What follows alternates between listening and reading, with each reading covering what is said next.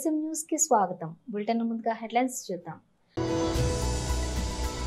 తాడేపల్లిలోని పార్టీ కేంద్ర కార్యాలయంలో బాబు జగజ్జీవన్ రామ్ జయంతి వేడుకలు.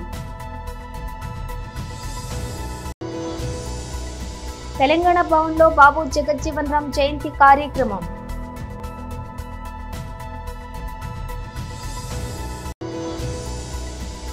పార్లమెంటు సాక్షిగా ముస్లింలకు ద్రోహం చేశాడు జగన్, నక్కా ఆనందబాబు.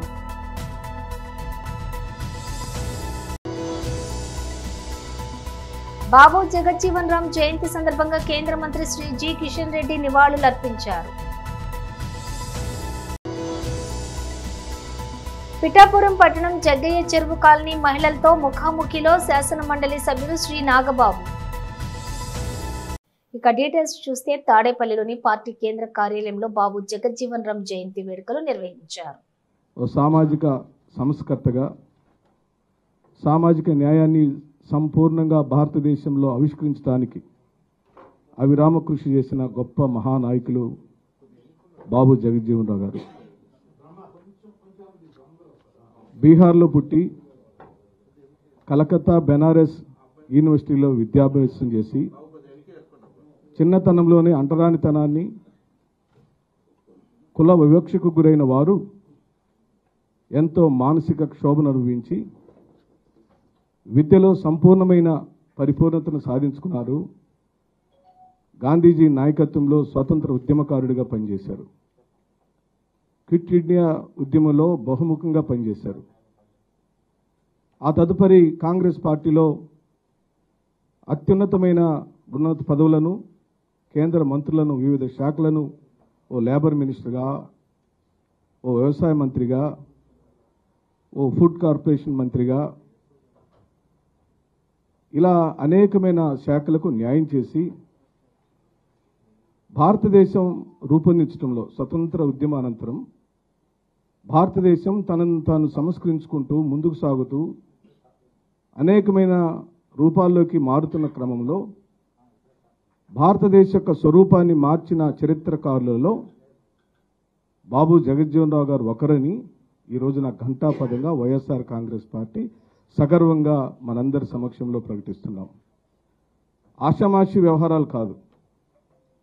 ఆనాటి కుల వివక్షతలో, ఆనాటి అంటరానితనంలో, ఆనాటి వెనుకబాటుతనాల్లో దళితులను, బలహీన వర్గాలను, మైనార్టీలను సముచితమైన సామాజిక న్యాయాన్ని సాధించడంలో, రిజర్వేషన్లు సాధించడంలో మరి వారు బాబాసాహెబ్ అంబేద్కర్తో మరి కలిసి పనిచేసి ఈ రోజున భారతదేశం గర్వించదగిన నాయకులలో ఓ నాయకుడిగా వారు ఈ రోజున మన మధ్యలో ఉండటం, వారిని సంస్కరించుకోవటం, వారిని మననం చేసుకోవటం, వారిని అనుసరించటం మనందరి యొక్క విద్యుత్ ధర్మంగా ఈనాడు మాజీ ముఖ్యమంత్రిగా మన పార్టీ అధ్యక్షులుగా జగన్మోహన్ రెడ్డి గారు కూడా పూర్తిగా జగజ్జీవన్ రావు గారి యొక్క అడుగుజాడల్లో వారు తీసుకొచ్చిన అనేకమైన సంస్కరణలో భాగస్వాములై వారు ముందుకు సాగుతున్న ఈ క్రమంలో వైఎస్ఆర్ కాంగ్రెస్ పార్టీ పూర్తిగా వారికి నివాళులర్పిస్తూ వారిని స్మరించుకుంటూ మరి ఈ కార్యక్రమంలో మాజీ మంత్రివర్యులు, సీనియర్ నాయకులు నందిగం మన మేరు నాగార్జున గారు, బాపట్ల మాజీ ఎంపీ గారు నందిగం సురేష్ గారు, లిడ్ క్యాప్ చైర్మన్గా పనిచేసిన రాజశేఖర్ గారు, వర్కింగ్ ప్రెసిడెంట్ కనకారావు గారు, ఎమ్మెల్సీ గారు, అలాగే పామర్ ఎమ్మెల్యే గారు, మల్లాది విష్ణు గారు మన మధ్యలోకి రావడం జరిగింది. ముందుగా మల్లాది విష్ణు గారిని సభను ఉద్దేశించి ఓ 2 నిమిషాలు వారు మాట్లాడబోయే ముందుగా వారికి నివాళులు అర్పించే క్రమాన్ని తెలంగాణ భవన్లో బాబు జగజ్జీవన్ రామ్ జయంతి కార్యక్రమం. రెడీ అంటే స్టార్ట్ చేస్తా. భారతదేశ స్వాతంత్ర పోరాటంలో గొప్ప పాత్ర పోషించినటువంటి మహానాయకుడు బాబు జగజ్జీవన్ రామ్.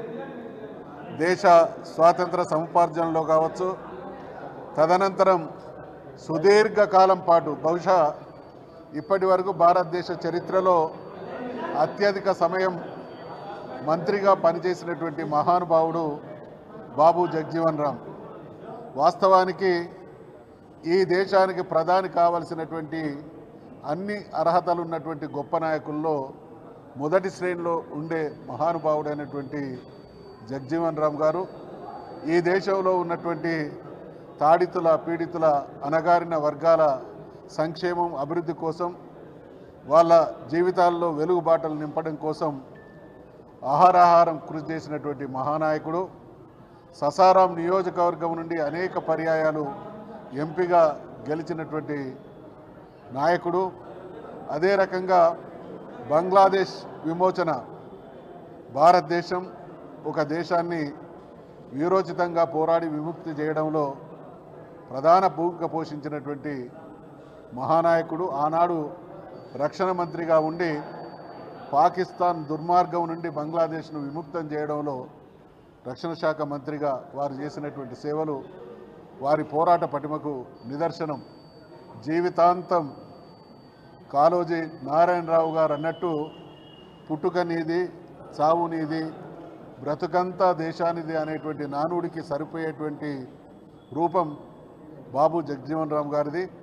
ఇవాళ ఈ దేశంలో ఉన్నటువంటి అణగారిన వర్గాల వారు సగౌరవంగా ఆత్మగౌరవంతో బ్రతుకుతున్నారు అనడానికి కారకుడైనటువంటి మహానుభావులలో బాబు జగ్జీవన్ రామ్ గారు కూడా ఒకరు. కాబట్టి మేము డిమాండ్ చేస్తూ ఉన్నాం, తప్పకుండా బాబు జగ్జీవన్ రామ్ గారికి భారతరత్న, ఖచ్చితంగా భారతరత్న పొందడానికి అన్ని అర్హతలు ఉన్నటువంటి మహానుభావుడు బాబు జగ్జీవన్ రామ్ గారు. కాబట్టి దేశం ఈరోజు వారిని స్మరించుకుంటున్నటువంటి సందర్భంగా భారత ప్రభుత్వం వారికి ఆ గౌరవాన్ని ఇవ్వాల్సినటువంటి బాధ్యత భారత ప్రభుత్వం మీద ఉంది అనేటువంటి విషయాన్ని తెలియజేస్తూ మరొక్కసారి వారికి మా నివాళి, శ్రద్ధాంజలి.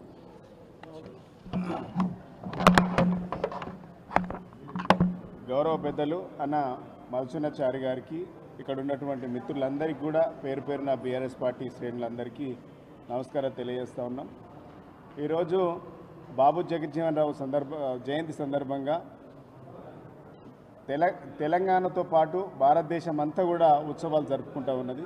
నిజంగా చిన్న వయసులోనే రక్షణ శాఖ మంత్రిగా, కార్మిక శాఖ మంత్రిగా, అదేవిధంగా పార్లమెంటు సాక్షిగా ముస్లింలకు ద్రోహం చేశాడు జగన్.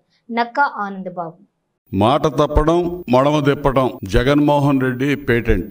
ఇది రాష్ట్రంలో జగమెరిగిన సత్యం అందరికి కూడా. నా మైనార్టీలు, నా ముస్లింలు అని పదే పదే చెప్పి వాళ్ళ యొక్క ఓట్లు గతంలో దండుకొని ఈ రోజు మళ్ళా వారి యొక్క ఓట్ల కోసం రకరకాల నాటకాలు ఆడుతా ఉన్నాడు. పార్లమెంటు సాక్షిగా ముస్లింల్ని ఈ జగన్మోహన్ రెడ్డి ద్రోహం చేశాడు. ముస్లిం సమాజానికి సంబంధించి వక్ఫ్ యాక్ట్ ఏదైతే ఉందో ఈ చట్ట సవరణ బిల్లుపై వైసీపీ పార్లమెంటు సాక్షిగా ఆడినటువంటి డబుల్ గేమ్ ఇవాళ బట్టబయలైంది. పార్లమెంట్ లో వక్ఫ్ చట్ట సవరణ బిల్లుకి వైసీపీ వ్యతిరేకమని చెప్పాడు. లోక్సభలో వ్యతిరేకంగా ఓటు చేశారు. రాజ్యసభకు వచ్చేసరికి అనుకూలంగా ఓటు చేసి ఓటింగ్ అయిపోయిన తర్వాత పార్టీ నుంచి విప్పు జారీ చేశారు. పార్లమెంటు చరిత్రలో ఇప్పటి వరకు ఓటింగ్ అయిన తర్వాత విప్పు జారీ చేసినటువంటి సంఘటనలు గాని, జారీ చేసిన పార్టీలు గాని ఇప్పటి వరకు లేవు. ఇది ముస్లింల విషయంలో ఒక జగన్మోహన్ రెడ్డి ఇటువంటి దుశ్చర్యకి పాల్పడ్డాడు, ఇంతటి మోసానికి పాల్పడ్డాడు అనేది ఇలా దేశం అంతా చూస్తా ఉంది. నేషనల్ మీడియా కోడై కూస్తా ఉంది వీళ్ళు చేసినటువంటి ఈ మోసం అనేది. ఎందుకంటే జగన్ సూచనలతోటే రాజ్యసభలో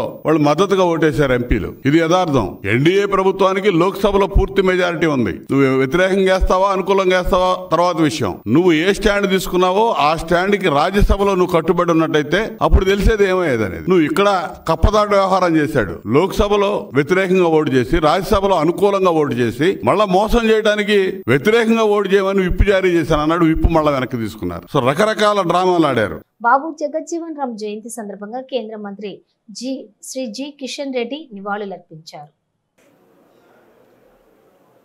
మిత్రులందరికీ నమస్కారం. భారత మాజీ ఉప ప్రధానమంత్రి అయినటువంటి స్వర్గీయ బాబు జగజ్జీవన్ రామ్ గారి జయంతి ఉత్సవాలను ఈరోజు దేశమంతా కూడా భారతీయ జనతా పార్టీ కేంద్ర ప్రభుత్వము ఆధ్వర్యంలో అనేక కార్యక్రమాలు నిర్వహిస్తూ ఉన్నాం. బాబు జగజ్జీవన్ రామ్ గారు మంచి విద్యావేత్త,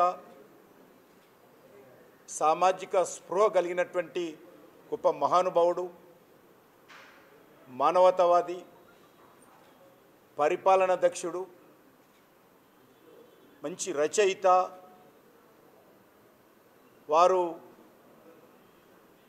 విద్యాభ్యాసంలోనే సామాజిక స్పృహతో పనిచేసినటువంటి గొప్ప అభ్యుదయవాది బాబు జగజ్జీవన్ రామ్ గారు. వారు బీహార్ నుంచి మొదటిసారిగా శాసనసభ్యుడిగా ఎన్నికైనప్పటి నుంచి మొదలు పెడితే ఈ దేశానికి ఉప ప్రధానమంత్రి వరకు కూడా రాజకీయాలలో తనకంటూ ఒక ప్రత్యేక స్థానాన్ని సంపాదించుకొని నైతిక విలువల కోసం కృషి చేసినటువంటి మహానుభావుడు జగజ్జీవన్ రామ్ గారు. వారు ఇంతకుముందు చెప్పినట్టు రక్షణ శాఖ మంత్రిగా ఉండి బంగ్లా ఉద్యమంలో మరి పాకిస్తాన్కి సంబంధించి యుద్ధం జరుగుతున్నప్పుడు కీలక పాత్ర పోషించినటువంటి వ్యక్తి బాబు జగజ్జీవన్ రామ్ గారు. వారు ఎమర్జెన్సీలో కాంగ్రెస్ పార్టీకి శ్రీమతి ఇందిరాగాంధీకి వ్యతిరేకంగా బయటకు వచ్చారు. ఆయన బడుగు బలైన వర్గాల నాయకుడిగా డాక్టర్ బాబాసాహెబ్ అంబేద్కర్ రూపకల్పన చేసినటువంటి రాజ్యాంగాన్ని స్ఫూర్తిగా తీసుకొని ప్రజాస్వామ్యబద్ధంగా అందరికీ అన్ని రకాల హక్కులు ఉండాలని కోరుకున్నటువంటి మహానుభావుడు బాబు జగజ్జీవన్ రామ్ గారు. కానీ ప్రజా హక్కులను కాలరాచి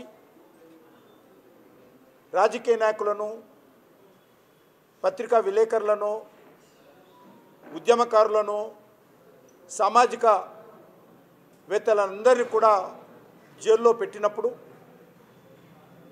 బాబు జగజ్జీవన్ రామ్ గారు కాంగ్రెస్ పార్టీతో విభేదించి బయటికి వచ్చి స్వతహాగా రాజకీయ పార్టీని స్థాపించిన తర్వాత 77లో జయప్రకాష్ నారాయణ పిఠాపురం పట్టణం జగ్గయ్య చెరువు కాలనీ మహిళలతోటి ముఖాముఖిలో శాసనమండలి సభ్యులు శ్రీ నాగబాబు. అందరికీ నమస్కారం అమ్మా. ముఖ్యంగా లేడీస్ ఇక్కడ పార్టిసిపేట్ చేయడానికి అసలు సమస్యలు మీరే ఫేస్ చేస్తుంటారు. మీరు ఒక గుర్తుపెట్టుకోవాల్సింది ఏంటంటే ఇక్కడ మీకు ఎమ్మెల్యేగా ఉన్నది పవన్ కళ్యాణ్ గారు, ఆయన మినిస్టర్ డిప్యూటీ సీఎం గారు, ఆయన కింద ఇప్పుడు ఏదైతే ఉన్నాయో ఇవన్నీ ఆయన దీంట్లో కూడా వస్తాయి. సో వేరే వేరే చోట్ల ఎవరెవరి ప్రాబ్లమ్స్ అన్నీ కూడా నిలబడి ఆయన పరిష్కరిస్తున్నప్పుడు మీ సమస్య ఆయన దృష్టికి ఖచ్చితంగా వచ్చి ఉంటుంది. సో దాన్ని ఎలాగో పరిష్కరించాలని చెప్పి ఆలోచిస్తాం. మీకు తొందరగా మీ సమస్యలన్నింటినీ, ఎస్పెషల్లీ మాకు అర్థమైంది ఏంటంటే మీరు చెప్పింది అన్నప్పుడు డ్రైనేజీ, తర్వాత డ్రింకింగ్ వాటర్, ఈ రెండు ఫస్ట్ అవసరాలు. రోడ్డు ఓకే, అలాగే అలాగే అలాగే అవసరం లేదమ్మా, మీరంతా బాధపడక్కర్లా. ఎందుకంటే ఇది మీ హక్కు. ఇప్పుడు మీరు మీ హక్కు ఇది, మీరు అదే అర్థమైందమ్మా, మీ హక్కు ఇది చేయటమేమో ఇక్కడ ప్రజాప్రతినిధులుగా మా బాధ్యత. అంటే ఎస్పెషల్ పవన్ కళ్యాణ్ గారు అలాగే డిపార్ట్మెంట్ వాళ్ళు ఇక్కడే ఉన్నారు. అసలు ఒట్టి మాటలు కాకుండా ఏం చేయగలుగుతాం అనేది. సో మాకు అర్థమైంది ఏంటంటే మెయిన్గా డ్రైనేజీ, వాటర్, ఏదో ఒక రోడ్డు ఏదో సంబంధించి ఈ రెండు డెఫినెట్గా వీటి మీద మేము దృష్టి పెడతాం. చాలా తొందరగా మీకు ఒక పరిష్కార మార్గం చూపిస్తాం. డెఫినెట్గా మీరేం దాని మీద వరి అవ్వక్కర్లేదు. చాలామంది ఆంధ్రప్రదేశ్లో ఎంతోమంది సమస్యల విషయంలో ఆయన స్పందించి చాలా వేగంగా పరిష్కరించే వ్యక్తి. తన నియోజకవర్గంలో మీరు ఇలా ఉన్నారంటే అది ఇమ్మీడియట్గా ఆయన యాక్షన్ తీసుకుంటారు. మీరేం వరి అవ్వక్కర్లేదు, మీరందరూ రిలాక్స్గా ఉన్నారమ్మా. థ్యాంక్స్ అమ్మా. శుక్రవారం రాత్రి లక్నోలోని అటల్ బిహారీ వాజ్పేయి ఎకానా క్రికెట్ స్టేడియంలోని ముంబై ఇండియన్స్తో జరిగిన మ్యాచ్లో లక్నో సూపర్ జైంట్స్ విజయం సాధించింది. 12 పరుగుల తేడాతో గెలుపొందింది. అయితే ఈ మ్యాచ్లో మరోసారి యువ స్పిన్నర్ దిగ్వేష్ సింగ్ రాఠీకి జరిమానా పడింది. ఇంతకుముందు కూడా మ్యాచ్లో అతని మ్యాచ్ ఫీజుల్లో 25% కోత విధించినట్లుగా బీసీసీఐ ఈసారి ఏకంగా మ్యాచ్ ఫీజులో 50% జరిమానా విధించింది. అలాగే అతని ఖాతాలో రెండు డీమెరిట్ పాయింట్లను కూడా జోడించింది. దీనికి కారణం అతని notebook celebrations. Mumbai batter Naman తీర్ను అవుట్ చేసినటువంటి తర్వాత మరోసారి దిగ్వేష్ తనదైన స్టైల్లోని సెలబ్రేషన్స్ చేసుకున్నాడు. అలాగే అనుచిత భాషను కూడా ఉపయోగించాడు. దాంతో ఐపీఎల్ ప్రవర్తన నియమావళిని ఉల్లంఘించినందుకు మరోసారి ఫైన్ పడింది. అటు లక్నో కెప్టెన్ రిషబ్ పంత్ కూడా 12 లక్షల జరిమానా విధించబడింది. స్లో ఓవర్ రేట్ కారణంగా పంత్కు ఈ ఫైన్ పడింది. శుక్రవారం లక్నోలోని భారతరత్న శ్రీ అటల్ బిహారీ వాజ్పేయి ఎకానా క్రికెట్ స్టేడియంలో ముంబై ఇండియన్స్తో జరిగినటువంటి ఐపీఎల్లోని 16వ మ్యాచ్లో తన జట్టు slow over రేట్ను కొనసాగించినందుకు Lucknow super Giants captain Rishabh పంత్ను 12 లక్షల జరిమానా విధించబడింది అని ఐపీఎల్ తన ప్రకటనలో పేర్కొంది. నాగర్ కర్నూలు జిల్లా అమరాబాద్ మండల కేంద్రంలోని అచ్చంపేట ఎమ్మెల్యే డాక్టర్ చిక్కుడు వంశీకృష్ణ మరియు సిబిఎం ట్రస్ట్ చైర్పర్సన్ డాక్టర్ చిక్కుడు అనురాధ ఆదేశాల మేరకు అంబేద్కర్ చౌరస్తాలోని మండల కాంగ్రెస్ పార్టీ ఆధ్వర్యంలో తెలంగాణ రాష్ట్ర ప్రభుత్వం ప్రతిష్టాత్మకంగా చేపట్టిన ప్రజాపాలనలో భాగంగా ఉచిత సన్నబియ్యం పథకంపై ముఖ్యమంత్రి రేవంత్ రెడ్డి చిత్రపటానికి పాలాభిషేకం చేయడం జరిగింది. అనంతరం కాంగ్రెస్ పార్టీ నాయకులు మాట్లాడుతూ రాష్ట్ర ప్రభుత్వం తెల్ల రేషన్ కార్డు ఉన్న ప్రతి ఒక్క లబ్ధిదారునికి సన్నబియ్యం పథకం అమలు చేయడం జరిగింది. రాష్ట్రంలోని రాష్ట్ర ప్రభుత్వం అమలు చేస్తున్నటువంటి ఈ పథకంపై వివిధ రకాల వర్గాల ప్రజలు సంతోషం వ్యక్తం చేయడం జరిగింది. గత ప్రభుత్వంలోని పురుగులు పట్టిన బియ్యము తినలేక ప్రజలు చాలా ఇబ్బందులకు గురి కావడం జరిగిందన్నారు. ఈ ప్రభుత్వంలో సన్నబియ్యం పథకంపై ప్రతి పేదోడు కూడా రుచికరమైన భోజనం తింటున్నామని సంతోషం వ్యక్తం చేయడం జరిగింది. ఈ కార్యక్రమంలోని మండల కాంగ్రెస్ పార్టీ నాయకులు, కార్యకర్తలు, స్థానిక ప్రజాప్రతినిధులు, మహిళలు పాల్గొనడం జరిగింది. అధ్యక్షులు మన మహేష్ కుమార్ గౌడ్ గారు, అదేవిధంగా పౌర సరఫరాల శాఖ మంత్రి ఉత్తమ్ కుమార్ రెడ్డి గారు, అదేవిధంగా బచ్చిరి శోభక్క గారు, అదేవిధంగా మన స్థానిక శాసనసభ్యులు మన డాక్టర్ కృష్ణ గారు, అదేవిధంగా కాంగ్రెస్ పార్టీ నాయకులు ఓడన్నటువంటి నాయకులందరికీ పేరు పేరు ధన్యవాదాలు చేస్తూ ఈరోజు ఏదైతే ఈ పథకాన్ని ఎస్సీ, ఎస్టీ, బీసీ మైనార్టీలు ఈరోజు నిరుపేదగా ఉన్నటువంటి వాళ్ళు ఈ దొడ్డు బియ్యం తెచ్చుకొని కొంతమంది తింటారు, కొంతమంది తింటలేరు. తినలేక ఈ బియ్యం వ్యవస్థ మొత్తం దళారీ వ్యవస్థ అవుతుంది. కాబట్టి ఈరోజు దీన్ని రేవంత్ రెడ్డి గారికి ఈ మన అచ్చంపేట కాన్స్టిట్యున్సీ ప్రజలందరూ, ఇక్కడ ఉన్నటువంటి కాంగ్రెస్ పార్టీ నాయకులందరి తరఫున మన రేవంత్ రెడ్డి గారికి, అదేవిధంగా మన ముఖ్యమంత్రి గారికి అందరం కూడా రుణపడి ఉన్నాం.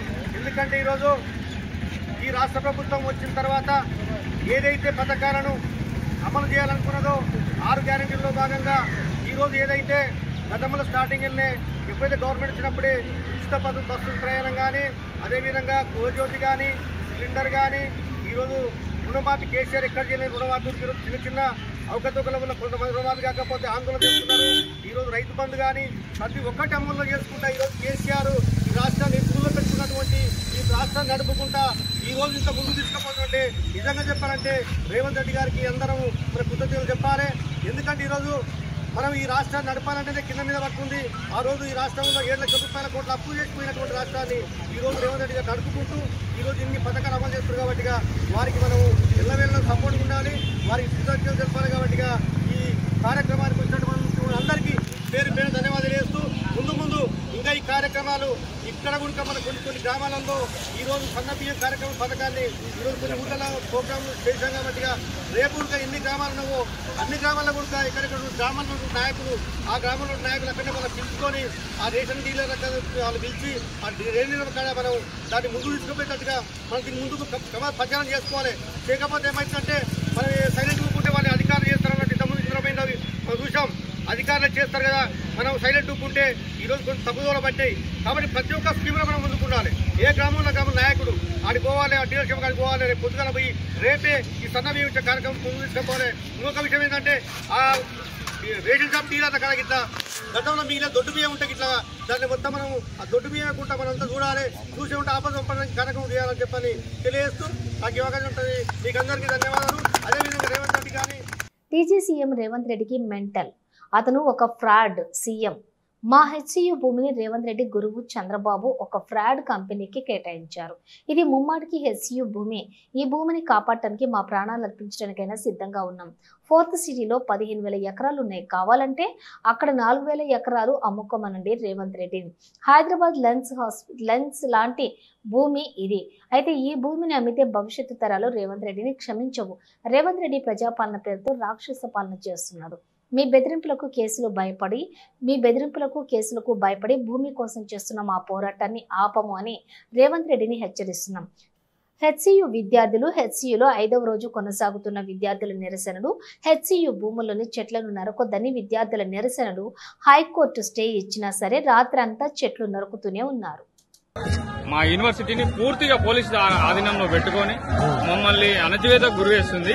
ఈ అణచివేతలు కొన్ని రోజులు మాత్రమే ఉంటాయని నేను తెలంగాణ ప్రభుత్వానికి సూచిస్తున్నాను. అంటే ఇప్పుడు మీరు ఏదైతే 400 ఎకరాల కోసం మీరు ఏదైతే ప్రొటెస్ట్ చేస్తున్నారో అసలు అది ఈ యూనివర్సిటీకి సంబంధం లేదనే ఒక వార్తలు కూడా వినపడుతుంది. దానిపైన ఏం మాట్లాడుతున్నారు? అది ఈ యూనివర్సిటీ ల్యాండ్. ఎప్పుడైతే ఈ యూనివర్సిటీకి అలొకేట్ చేసినా 2300 ఎకరాలు ఈ యూనివర్సిటీకి అలైన్ చేసింది. తర్వాత ఈ ప్రస్తుత సీఎం గారి గురువు అయిన చంద్రబాబు నాయుడు దాన్ని ఈ యూనివర్సిటీ నుంచి IMG భారత్ అనే కంపెనీకి కేటాయించాడు. ఈ 400 ఎకరాలు తీసుకుంటూ ప్రత్యేకంగా ఇంకొక దగ్గర 273 ఎకరాలు ఇస్తామని అన్నాడు. అంటే ఈ యూనివర్సిటీ ల్యాండ్ మాదన్నట్టే. మా యూనివర్సిటీ ల్యాండ్ తీసుకుని ప్రత్యేకంగా ఇంకొక ల్యాండ్ ఇస్తామని అప్పుడున్న చంద్రబాబు సర్కారు ప్రతిపాదించింది. కాలక్రమంగా ప్రభుత్వాలు మారినప్పుడు ఆ బిల్లీరావు అనే కంపెనీ ఫ్రాడ్ కంపెనీ కాబట్టి రాజశేఖర రెడ్డి గవర్నమెంట్ అది కేటాయింపులు రద్దు చేసింది. అది ఆ తర్వాత IMG భారత్ అనే కంపెనీ కోర్టుకు వెళ్లడం ద్వారా ఆ కోర్టు తీర్పు అనేది లేట్ అయింది, డిలే అయింది. సో రీసెంట్ గా తెలంగాణ గవర్నమెంట్ రేవంత్ సర్కార్ వచ్చిన తర్వాత కోర్టు వర్డిక్ట్ అనేది వచ్చింది. ఈయన రేవంత్ రెడ్డి ఏమంటున్నాడు, మేము కొట్లాడినామంటున్నాడు. రేవంత్ రెడ్డి కొట్లాడింది ఏం లేదు ఇందులో. గత ప్రభుత్వాలు ఏదైతే కేసు వేయడం జరిగిందో దాంతో అదే మొన్న 2024లో వర్డిక్ట్ రావడం జరిగింది. ఏంటి ఇట్లా పోలీసుల వ్యవహారం ఎలా ఉంది? ఇప్పుడు అక్కడ విద్యార్థులు ప్రొటెస్ట్ చేస్తుంటే కొంచెం గందరగోళంగా ఉన్నది. వాళ్ళు మీ పట్ల ఎట్లా వ్యవహరిస్తున్నారు? పోలీసుల వ్యవహారం చాలా తీవ్రంగా ఉంది. వీళ్ళు ఇంత అణచివేయాల్సిన అవసరం లేదు. ఎందుకంటే ఇది ప్రజాపాలన అని చెప్తున్నారు. విద్యార్థుల గొంతు అణచివేస్తే అనగదు ఇది. ఎందుకంటే విద్యార్థి శక్తి చాలా చైతన్యమైన వ్యక్తి. దట్టు తెలంగాణలో ఉన్న సెంట్రల్ యూనివర్సిటీ దీనికో ప్రత్యేక చరిత్ర కలిగి ఉన్న యూనివర్సిటీ కాబట్టి మీ అణచివేతలు, లాఠీలు, దెబ్బలు ఇవన్నీ మమ్మల్ని అంచలేవని మేము తెలంగాణ గవర్నమెంట్ కు బహిరంగంగా నెక్స్ట్ మీ కార్యాచరణ ఏముండబోతుంది? జేఏసీ స్టూడెంట్ జాక్ అసోసియేషన్ నిర్ణయాలు తీసుకుంటుంది. ఈ రోజు అంగస్ట్రైక్ గాని ప్రజాస్వామ్యయుతంగా కొట్లాడాలని మేము నిర్ణయించుకున్నాం. అదేవిధంగా 7th రోజున హియరింగ్ ఉంది కోర్టులో.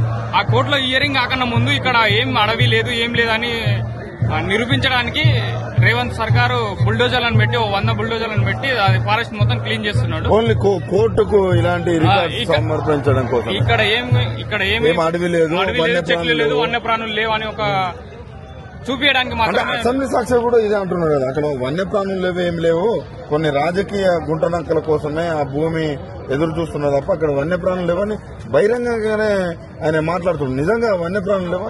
ఆయన సీఎం కి మెంటల్ అండి, మెంటల్. వాడు ఫ్రాడ్ సీఎం. అన్ఫార్చునేట్లీ సీఎం అయిండు. ఏం చేయాలో అర్థమైతలేదు.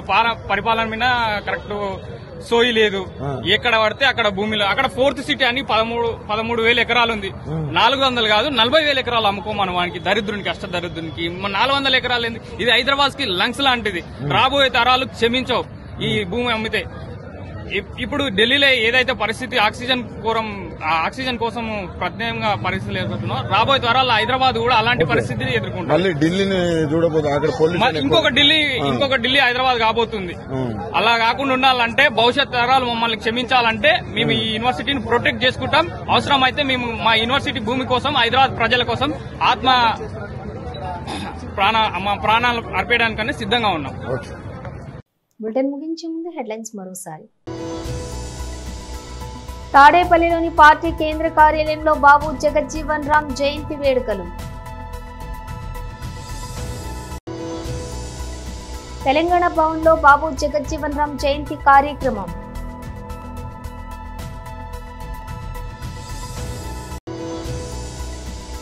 పార్లమెంటు సాక్షిగా ముస్లింలకు ద్రోహం చేశాడు జగన్, నక్కా ఆనందబాబు.